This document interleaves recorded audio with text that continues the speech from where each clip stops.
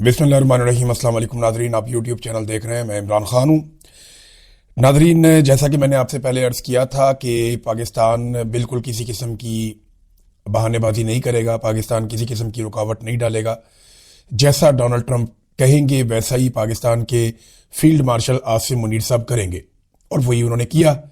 اور میں نے آپ کو یہ بھی بتایا تھا کہ فیلڈ مارشل عاصم منیر جو بھی کریں گے، حکومت اس کو اون کرے گی، مولوی اس کو عین اسلامی اور شرعی قرار دیں گے، اور پاکستان کا میڈیا اسے پاکستان کی بہت بڑی فتح قرار دے گا۔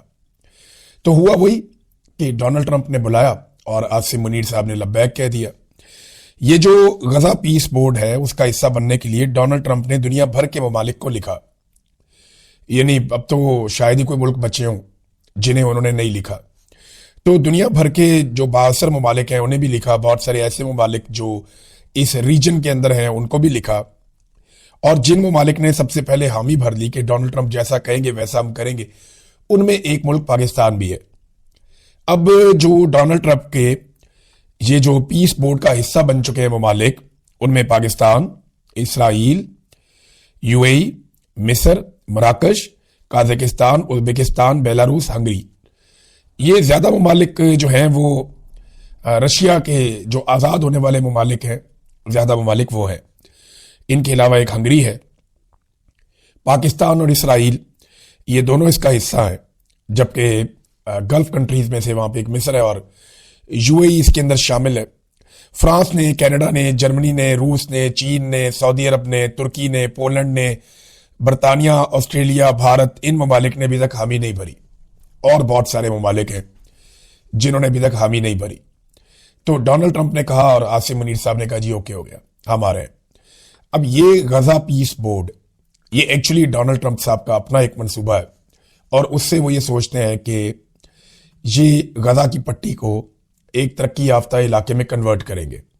یہاں پہ بہت بڑی بڑی ہائی رائز بنائی جائیں گی، یہاں پہ زبردست قسم کے بیچز بنیں گے، یہاں پہ کمال قسم کی سیاحت کے علاقے بنیں گے، اور یہ دنیا کا ایک بڑا مہنگا پلاٹ ہے جہاں پہ وہ دنیا بھر کے سرمایہ کاروں کو گھیر کر لے گئے۔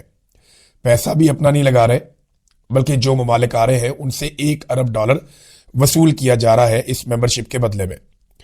تو جیسا کہ پاکستان سے امید تھی کہ پاکستان نہ کرنے کی پوزیشن میں تو ہے ہی نہیں، انکار تو پاکستان کر ہی نہیں سکتا۔ پاکستان انکار کرے گا تو ڈونلڈ ٹرمپ وہ تمام پیغامات، میسیجز اور وہ تمام چیزیں ایکسپوز کر دے گا جو پاکستانی حکمران ڈونلڈ ٹرمپ کے سامنے جا کر بولتے رہے، اور اس کا انہیں پاکستان میں نقصان ہوگا۔ تو یہاں پہ جو مولوی ہیں وہ اب ثابت کریں گے کہ یہ بہت بڑی سعادت ہے، بہت بڑا اسلام کا جھنڈا پاکستان نے اٹھا لیا۔ حالانکہ یہ قیادت جو ہے وہ ڈونلڈ ٹرمپ کی ہے، قیادت جو ہے وہ ٹونی بلیئر کی ہے، قیادت جو ہے وہ نیتن یاہو کی ہے۔ پاکستان اس صف میں کہیں دور پیچھے کھڑا ہے۔ اب $1 ارب کیا پاکستان دے سکتا ہے؟ یہ وہ پیسہ ہے جو پاکستانیوں کے خون پسینے کا پیسہ ہوگا، یہ وہ پیسہ ہے جو ٹیکس پیئرز کا پیسہ ہوگا۔ تو کیا پاکستان یہ پیسہ دے سکتا ہے؟ یہ بڑا سوال ہے نا۔ ہو سکتا ہے پاکستان سے پیسہ لیے نہ جائے اور پاکستان کو استثنا دے دیا جائے، اس بنیاد پر کہ پاکستان اپنی فوج غزہ میں تعینات کرے گا حماس کو غیر مسلح کرنے کے لیے۔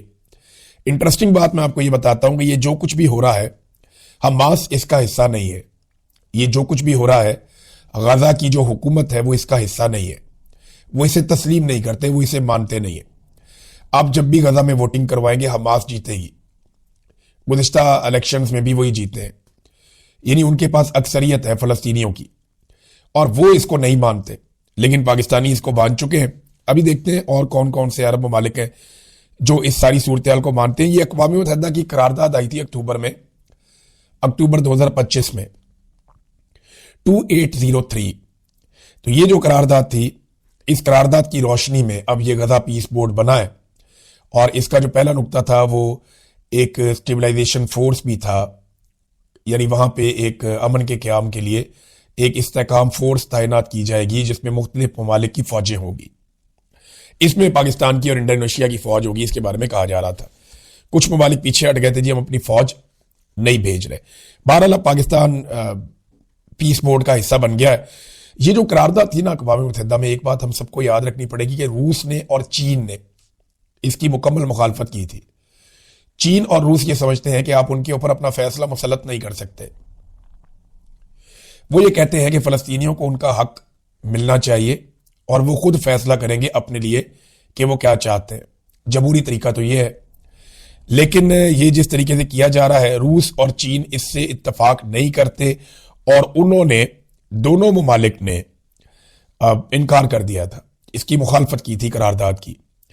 پاکستان جو ہے نا ناظرین، اب میں پاکستان کی اگر بات کروں تو ایک بات تو بڑی کلیئرٹی کے ساتھ میں آپ کو کہہ دیتا ہوں، پاکستان ایک کالونی بنتا جا رہا ہے. ایک آزاد اور خود مختار ملک کی بجائے ڈونلڈ ٹرمپ کی ایک کالونی بنتا جا رہا ہے. ٹرمپ صاحب جو کہیں گے وہ یہی کریں گے، اور کئی ممالک اپنے مفاد میں ایسا کرتے بھی ہیں. لیکن پاکستان کیا یہ اپنے مفاد میں کر رہا ہے؟ عاصم منیر صاحب کی ایک بہت بڑی مجبوری ہے اور ایک بہت بڑی پرابلم ہے، اور وہ ہے پاکستان میں ان کا غیر مقبول ہونا. وہ کوئی بھی چیز کر لیں، ان کی مقبولیت میں اضافہ نہیں ہو رہا، وہ حکومت کو کامیاب بھی نہیں بنا پا رہے. اگر بین الاقوامی سطح پہ آوازیں اٹھ جاتی ہیں کہ پاکستان کے اندر جو رجیم ظالمانہ طور پہ مسلط کیا گیا ہے اس کا اختتام کیا جائے، تو پھر عاصم منیر صاحب اور ان کے سارے ہواری ہاتھ ملتے رہ جائیں گے. لہذا اگر عمران خان صاحب کے خلاف ڈٹ کر کھڑے رہنا ہے یا عمران خان صاحب کو اور ان کی پارٹی کو کچلنا ہے تو عالمی سطح پہ انہیں تمام آقاؤں کو خوش رکھنا پڑے گا. یہ وہ مجبوری ہے جس کی وجہ سے پاکستان ایسا لگتا ہے کہ طاقتوروں کی ایک کالونی بنتا جا رہا ہے. ایک آزاد اور خود مختار ملک والی تو بات دکھائی نہیں دیتی جیسی جوتے پالش کی پالیسی رکھی ہے ہمارے وزیر اعظم نے. میں تو حیران ہو گیا تھا دیکھ کے. اب امریکہ جو ہے وہ دنیا کے اوپر دباؤ ڈال رہا ہے ایک نئے قسم کے ورلڈ آرڈر کے لیے. کینیڈا کا جو وزیر اعظم ہے اس نے بڑی صاف بات کی. اس نے کہا جی کہ میں خاتمے کا اعلان کرتا ہوں کہ امریکہ کی قیادت کے اندر جو ایک ورلڈ آرڈر چل رہا تھا وہ اب نہیں چلے گا. یعنی کینیڈینز تو کھل کر سامنے آ گئے، فرانس بھی کھل کر سامنے آ گیا، کئی اور ممالک کھل کر سامنے آ گئے. تو امریکہ کے پاس جو ہتھیار ہیں وہ دو ہیں. ایک ان کی طاقتور فوج ہے، وہ کسی کے اوپر بھی چڑھائی کر سکتے ہیں. لیکن کیا امریکہ ایک وقت میں سب کے ساتھ لڑ سکتا ہے؟ یہ ایک بڑا سوال ہے. دوسری طاقت امریکہ کے پاس جو ہے وہ ٹیرف عائد کرنے کی ہے کہ وہ ٹیرف لگا دیتے ہیں. کئی ممالک جو ہے امریکہ کے ساتھ تجارت کرتے ہیں تو وہ اس میں ٹیرف لگا دیتے ہیں. اب انہوں نے فرانس کو بھی ٹیرف لگانے کی دھمکی دی ہے.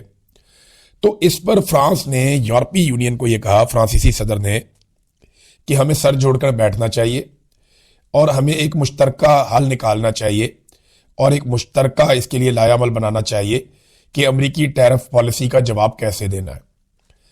اب اگر یورپ بھی امریکہ پہ ٹیرف لگا دیتا ہے جیسا کہ امریکہ یورپ پہ لگا رہا ہے، یورپ کو چاہیے کیا ہوتا ہے؟ انرجی چاہیے. یورپ کو فیول چاہیے، معدنیات چاہیے. یہ ساری چیزیں تو یورپ براہ راست حاصل کر سکتا ہے. انڈیا کے ساتھ وہ معاہدے کر رہے ہیں، گلف کے ساتھ وہ معاہدے کر رہے ہیں، رشیا سے وہ تیل اور گیس لے رہے ہیں، وہ اس مقدار میں اضافہ بھی کر سکتے ہیں. اور چائنا کے ساتھ اگر وہ اپنے تعلقات بڑھا لیتے ہیں تو پھر امریکہ کے اوپر ان کا انحصار کم ہو جائے گا. تو اب جو ہے وہ گیم اس طرف کو جا رہی ہے. اس کے اوپر نظر رکھیں گے، اس پہ ہم بات چیت بھی کرتے رہیں گے. اب آ جائیں ناظرین پاکستان کی اندرونی صورتحال. دیکھیں بیرونی تو میں نے آپ کو بتا دیا کہ ہر بات جو ہمیں کہی جائے گی ہم فوری طور پہ مان لیں گے. بیرونی قرضہ لینے کا پاکستان نے نیا ریکارڈ قائم کر دیا، ایک نیا ریکارڈ بنا دیا. 6 مہینوں میں پاکستان نے کتنا قرضہ لیا؟ گزشتہ 6 مہینوں کے اندر جو بیرونی قرضہ ہے وہ 1254 ارب، یعنی یہ لگ بھگ 4 ارب 50 کروڑ ڈالرز بنتے ہیں. یہ پیسہ پاکستان لیتا جا رہا ہے. اور یہ پیسہ پاکستان کا جا کہاں رہا ہے؟ کوئی ترقیاتی پروگرام تو چل نہیں رہے، نہ کوئی نئے ڈیمز بن رہے ہیں، یونیورسٹیز، کالجز، کوئی نئی سڑکیں، کوئی ریلوے، کچھ بن رہا ہو، کچھ بڑا ہو رہا ہو پاکستان کے اندر، کچھ نیا ہو رہا ہو پاکستان کے اندر، یا بہت سارے جنگلات لگ رہے ہوں، نئی نہریں نکل رہی ہوں. کچھ بھی ایسا نہیں ہو رہا. تو جب کچھ بھی نہیں ہو رہا تو یہ اتنا سارا پیسہ لے کر ڈال کہاں پہ رہے؟ یہ پیسہ کس کی جیب میں جا رہا ہے؟ یہ سوال میں نے کئی مرتبہ پوچھا، آج تک اس کا جواب کسی نے نہیں دیا. بس اڑان پاکستان کی ایک کہانی سنا دیتے ہیں. اور اڑان کی حالت یہ ہے کہ بیرونی سرمایہ کاری، جسے آپ فارن ڈائریکٹ انویسٹمنٹ کہتے ہیں، کہ باہر سے کوئی سرمایہ کاری پاکستان میں آئے، وہ مزید 43% تک گر گئی ہے. یعنی باہر سے بجائے اس کے سرمایہ کاری پاکستان میں آئے، جو آ رہی تھی وہ بھی مزید گر گئی ہے 43% تک. یعنی وہ بھی تقریباً آدھی ہو رہی ہے. آئی ایم ایف نے معاشی گروتھ کے مزید سست ہونے کی پیشن گوئی کر دی ہے اسی وقت، اور پاکستان کا پیسہ لگاتار ڈبویا جا رہا ہے. جیسا کہ گرین انیشیٹو ایک لیا تھا، شہباز شریف نے کہا تھا کہ یہ آرمی چیف کا ویژن ہے. میں نے 2 سال پہلے رولا ڈال دیا تھا کہ یہ مت کردہ بربادی کر دیں گے آپ پاکستان کی. لیکن ان کی کھوپڑی میں بات گھستی نہیں ہے. یہ دریائے سندھ سے نہریں نکال کر چولستان لے کر جا رہے تھے اور چولستان کی زمینوں کو سیراب کرنے جا رہے تھے. ان کا یہ کہنا تھا کہ ان صحراؤں کے اندر یہ لہلہاتے ہوئے کھیت لگائیں گے، اور اب صورتحال اس کے بالکل برعکس ہو گئی ہے. حالت یہ ہے کہ پاکستانیوں کا پیسہ چولستان کی ریت کے اندر انہوں نے اربوں روپیہ ڈبو دیا پاکستانیوں کا. سجاگ کی ریسرچ رپورٹ کے مطابق گرین پاکستان کا منصوبہ صحرائے چولستان کی ریت میں ڈوب رہا ہے. سب سے بڑی 2 کمپنیاں جن کے پاس 50,000 ایکڑ زمین تھی، 50,000 ایک کے پاس، 50,000 ایک کے پاس، ان میں سے ایک فاطمہ فرٹیلائزر، انہوں نے منصوبہ شروع ہونے کے 2 سال بعد بھی پروجیکٹ پہ کام ہی شروع نہیں کیا. جبکہ یونٹی گروپ ہے وہ جناب منصوبے سے نکلنے کے لیے ہاتھ پاؤں مار رہے ہیں. چینی کمپنی سمیت 3 کمپنیاں بھی منصوبے سے نکلنے کے لیے کام کر رہی ہیں اور ملازمین کو بھی نکالا گیا ہے. 2 سال پہلے شہباز شریف نے اس کا افتتاح کرتے ہوئے کہا تھا کہ یہ آرمی چیف عاصم منیر کا ویژن ہے. تو یہ والا ویژن بھی بڑھ گیا، پاکستانیوں کے پیسے بھی اربوں روپے انہوں نے ضائع کر دیے. تو جب پاکستان میں نیا کام ہی نہیں ہو رہا، نہ کھیلوں کے میدان بن رہے ہیں، نہ لوگوں کو فیسیلیٹیٹ کیا جا رہا ہے، تو یہ اربوں ڈالر جا کہاں رہے ہیں؟ یہ یا تو لوگوں کی جیبوں میں جا رہے ہیں، کرپشن کی نظر ہو رہے ہیں، یا یہ پیسہ جمع کر کے یہ قومی خزانے میں دکھانا چاہتے ہیں کہ جناب دیکھیں ہم نے قومی خزانہ بھر دیا. عمران خان صاحب کے دور میں قومی خزانے میں اتنا ہی پیسہ تھا جتنا آج ان کے پاس ہے. لیکن عمران خان صاحب کے دور میں سینکڑوں بہت بڑے بڑے پروجیکٹس چل رہے تھے اور تب بھی قومی خزانہ بھرا ہوا تھا. کووڈ کے باوجود عمران خان صاحب نے قومی خزانہ بھی بھرا اور بے شمار قومی سطح کے بڑے منصوبے جو ہیں ان کو بھی چلایا. آج وہ سارے منصوبے لگ بھگ بند پڑے ہیں. قومی خزانہ انہوں نے خالی کر دیا تھا، اب یہ قرضے لے لے کر اس میں پیسہ ڈال رہے ہیں. حالات کیا ہے؟ تجارتی خسارہ پاکستان کی تاریخ کی سب سے بلند سطح پہ پہنچ گیا ہے. یعنی یہ اعداد و شمار آپ دیکھیے، 3.8 ارب ڈالر پاکستان کا تجارتی خسارہ ہو گیا. ایسا پاکستان کی تاریخ میں کبھی نہیں ہوا. یہ ہوش ربا اضافہ ہے پاکستان کے تجارتی خسارے میں. پاکستان باہر سے جو چیزیں منگوا رہا ہے وہ 6.1 ارب ڈالر، اور جو چیزیں باہر بھجوا رہا ہے وہ 2.3 ارب ڈالر، اور یہ دسمبر 2025 کا ڈیٹا ہے. یعنی ایک مہینے کے ڈیٹا میں آپ کے پاس ساری کہانی آ جاتی ہے کہ آپ نے 6 ارب ڈالر سے زیادہ کا سامان منگوایا اور لگ بھگ 2 ارب ڈالر کا آپ نے بھیجا، تو 3.8 ارب ڈالر کا سیدھا سیدھا تجارتی خسارہ ہوا ہے. ایکسپورٹس ہے ہی نہیں. آپ کوئی چیزیں بنائیں گے تو باہر بھیجیں گے، چیزیں بنا ہی نہیں رہے تو باہر بھیجیں گے کہ آپ دنیا کو. حالات بہت پتلے ہیں. جتنی جلدی ہو سکے اس حکومت کو گھر جانا ہوگا. اگر یہ حکومت رہ جائے گی تو پاکستان کو یہ مزید تباہی کے دہانے پر لے جائیں گے، اور یہ لے کر جا رہے ہیں. ٹیکسٹائل انڈسٹری کے لوگ اکٹھے ہوئے، انہوں نے کہا جی ہماری 150 بڑی بڑی ملیں بند ہو گئی ہیں، ٹیکسٹائل کا شعبہ تباہ ہو گیا ہے، انڈسٹری مکمل تباہ ہو گئی ہے، چابیاں ہم حکومت کے حوالے کر رہے ہیں، آپ خود ہی چلا لیں. یہ ان کی اونچی اڑان ہے. انہوں نے کروڑوں روپے کے اشتہارات لگوا دیے میڈیا کے اوپر، کروڑوں روپے انہوں نے لگا دیا اشتہار بازی کے اوپر، اور 10 ارب کے اندر انہوں نے بیچ دی PIA. اس سے بہت زیادہ پیسہ انہوں نے ہر سال ضائع کیا ہے، اور پوری کی پوری ایک ایئر لائن جو پاکستان کا پرائڈ تھی وہ انہوں نے اونے پونے بیچ دی. اور بیچی کسے؟ فوجی فاؤنڈیشن کو. یعنی وہ ڈائریکٹ تو نہیں آئے لیکن پھر بھی وہ اس کے مالک بن گئے. تو فوجی فاؤنڈیشن کے پاس ہے جناب اب PIA. توجہ ان کی اس بات پہ ہے کہ صوبائی خود مختاری بھی ختم کر دی جائے. 28ویں آئینی ترمیم آ رہی ہے ناظرین، اور 18ویں آئینی ترمیم اس کا نشانہ بنے گی. میں آپ کو پھر بتا دیتا ہوں کہ 18ویں آئینی ترمیم میں صوبوں کے پاس اختیارات آئے تھے اور صوبائی خود مختاری آئی تھی، اور یہ پیپل پارٹی اور PMLN نے مل کر کیا تھا. ملٹری اسٹیبلشمنٹ ہمیشہ سے اس کے خلاف تھی، اور وہ یہ چاہتے تھے کہ جو 18ویں آئینی ترمیم ہے وہ ختم ہو جائے. وہ ہر میٹنگ میں ہر جگہ پہ بیٹھ کے ہمیشہ یہ کہتے، کیونکہ ان کا اختیار کم ہو گیا تھا نا، ان کی طاقت کم ہو گئی تھی. ملٹری اسٹیبلشمنٹ کو طاقت ملتی ہے جتنا زیادہ آپ وفاق کو طاقت دیتے ہیں. جب آپ صوبوں کو خود مختاری دیتے ہیں کہ ہر سٹیٹ اپنا فیصلہ خود کرے، ہر صوبہ اپنا فیصلہ خود کرے، جیسا کہ پوری دنیا میں ہوتا ہے، تو پھر جو اوپر اسلام آباد ہے اس کے پاس طاقت کم ہو جاتی ہے. تو ہر صوبے کو کنٹرول کرنا مشکل ہوتا ہے، اسلام آباد کو کنٹرول کرنا آسان ہوتا ہے. تو یہ ملٹری اسٹیبلشمنٹ کے لیے ایک چیلنج تھا. اب وہ اس کے اوپر عمل کرنے جا رہے ہیں. تمام بڑے بڑے اخبارات میں اس کے اوپر خبر لگوائی گئی کہ 18ویں ترمیم ایک ڈکوسلا ثابت، یہ بھی نہیں ہوا وہ بھی نہیں ہوا. تو اب 18ویں ترمیم کو نشانہ بنانے کا عمل شروع ہو چکا ہے. جو کام کرنے والے ہیں پاکستان میں ناظرین اس کی طرف توجہ کوئی نہیں دیتا.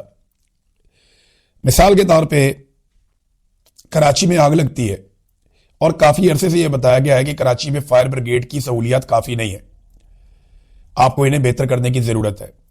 گورنر ہاؤس کے قریب وہ پلازا ہے جہاں پہ آگ لگتی ہے اور اب تک کی اطلاع کے مطابق 61 لاشیں برآمد ہو چکی ہیں پلازے کے اندر سے. کل تک ہم آپ کو 30 لوگوں کے بارے میں بتا رہے تھے. ابھی ایک اطلاع آئی ہے کہ پلازے کی ایک دکان, کیونکہ اب وہ اندر ریسکیو والے جا رہے ہیں, بار بار جگہ کھول کر دیکھ رہے ہیں, تو ایک دکان کھولی گئی تو اس میں 30 کے قریب لاشیں برآمد ہوئی ہیں ایک دکان میں سے. یہ کتنا افسوسناک ہے. زندہ لوگ جل گئے اس شہر کے اندر. 61 لوگ اب تک کی اطلاع کے مطابق جاں بحق ہو گئے اور ابھی بھی بہت سارے لوگ لاپتہ ہیں جن کی تلاش جاری ہے, ان کے گھر والے ڈھونڈ رہے ہیں. تو یہ جس وقت حکمران جشن منا رہے ہوتے ہیں نا, اس وقت شہری جل رہے ہوتے ہیں. تو روم جل رہا تھا اور نیرو بانسری بجا رہا تھا. اس کی عملی مثال ہے یہ کہ ایک طرف پاکستانی جل رہے تھے اور دوسری طرف حکمرانوں کے ٹک ٹاک آ رہے تھے ناچتے ہوئے, خوشی والے, زرق برق لباس, چکا چوند, شاندار عیاشی والی زندگی, آسائشوں سے بھرپور قسم کے کھانے اور ہر چیز. انہیں بالکل بھی عوام کا احساس نہیں ہے. ایک دکان سے 30 لاشیں برآمد ہو گئیں. اندازہ کریں آپ کتنی تکلیف دہ بات ہے. اور ابھی یہ بسنت بھی منائیں گے, پتہ نہیں کتنے لوگوں کا گلا کٹ جائے گا. مجھے بہت شوق ہے گڈی اڑانے کا, یہ پتنگ بازی کا بہت شوق ہے, لیکن جس طرح کے دھاگے آ چکے ہیں, جس طرح پتنگ بازی ہوتی ہے, یہ سیف رہی نہیں. یعنی میں نے ساری زندگی پتنگ بازی کی ہے, لیکن جب یہ سیف نہیں رہی تو ہم لوگوں نے چھوڑ دیا اس کو کہ اس سے لوگ مر جاتے ہیں. لیکن پنجاب حکومت اب اس کا رسک لے رہی ہے, وہ یہ کرنا چاہتی ہے صرف اور صرف اپنی فیسٹیوٹی دکھانے کے لیے. تو اس میں عمران خان صاحب کی بہن نے بھی ایک بات کی. دیکھیں کل انہیں مار پڑی ہے وہاں پہ, ان کی بہنیں گر گئی. انہوں نے سارا بتایا کہ ہمیں کیسے پولیس والوں نے آ کر مارا. 4 SHO تھے, 500 پولیس والے تھے, انہوں نے بہت ٹارچر کیا, بہنیں بھی گر گئیں. وہاں نوجوانوں کو گرفتار کیا, بہت مار کٹائی یہ کرتے رہے وہاں پہ پولیس والے. تو انہوں نے صبح وہ پھر آ گئی. عجیب ریزیلینس دکھائی ہے اس خاندان نے, یعنی عمران خان صاحب نے, ان کی اہلیہ نے, ان کی بہنوں نے, ان کے رشتہ داروں نے بڑی ریزیلینس دکھائی ہے. اتنی تکالیف اور اتنے ظلم اور جبر کے باوجود یہ لوگ ہر مرتبہ ڈٹ کر کھڑے ہوتے ہیں. تو عمران خان صاحب کی ایک بہن آئی, انہوں نے کہا جی کہ اگر ججز انصاف نہیں دے سکتے تو گھر چلے جائیں, آپ کو انصاف دینے کے لیے اس منصب پہ بٹھایا گیا, اور ان ججوں نے جا کے اللہ رب العزت کو جواب نہیں دینا. یہ جو جج باریک وارداتیں ڈال رہے ہیں نا اور انصاف دینے سے انکاری ہیں, ان ججز کو اللہ رب العزت کے ہاں سخت امتحان کا سامنا کرنا پڑے گا. یہ اللہ کو کیسے جواب دیں گے کہ ہم نے ناانصافی کی تھی, ہم ظلم کے حصے دار بنے تھے. کہنے کو اسلامی جمہوریہ پاکستان ہے, لیکن کیا یہاں پہ فیصلے انصاف کے مطابق ہو رہے ہیں؟ اپنی مرضی کے جج لا کر بٹھائے گئے ہیں جو بالکل انصاف نہیں دے رہے. تو عمران خان صاحب کی بہن نے کہا کہ جب بسنت منائیں گے تو ہر طرف عمران خان کے نام کی اور عمران خان صاحب کے تصویروں والی پتنگیں اڑتی ہوئی نظر آئیں گی. یہ عمران خان کی بہن نے کہا. تو پاکستان تحریک انصاف کے جتنے بھی ٹکٹ ہولڈرز ہیں, امیدوار ہیں, جیتنے والے ہارنے والے عہدیداران ہیں, وہ سارے اپنے اپنے طور پہ اب پتنگیں تیار کروائیں گے بڑے پیمانے پہ. لاکھوں روپے کی پتنگیں آپ دیکھیں گے ہوا میں اڑیں گی اور ان میں آپ کو عمران خان اور پاکستان تحریک انصاف کے جھنڈے نظر آئیں گے. اس سے پہلے آپ کو یاد ہے کہ پنجاب میں پاکستان تحریک انصاف کا آپ جھنڈا نہیں اٹھا سکتے, پنجاب پولیس بہت مارتی ہے. لیکن اگر ہر طرف پاکستان تحریک انصاف کی پتنگیں اڑ رہی ہوں گی تو پنجاب پولیس کس کو مارے گی؟ چادر اور چار دیواری کا تقدس تو یہ پامال کر نہیں سکتے, اور اگر گھسیں گے تو کس کس کے گھر میں گھسیں گے؟ فرض کریں ایک گھر سے ایک پتنگ اڑی ہوئی ہے, PTI کا جھنڈا اس پہ بنا ہوا ہے, پولیس اندر آ جاتی ہے تو وہ توڑ کے پھینک دیں گے. آپ کیا کر لیں گے؟ آپ کے پاس کوئی ثبوت نہیں, آپ کچھ نہیں کر سکتے. تو یہ بڑا انٹرسٹنگ ماحول بنے گا جب بسنت آئے گی. میرا ناظرین تھوڑا گلا خراب ہے, 1-2 دن تھوڑا سا آپ کو برداشت کرنا پڑے گا. میں اسی طرح بات کروں گا. اب تک کے لیے اتنا ہی اپنا خیال رکھیے گا, اپنے اس چینل کا بھی. اللہ حافظ.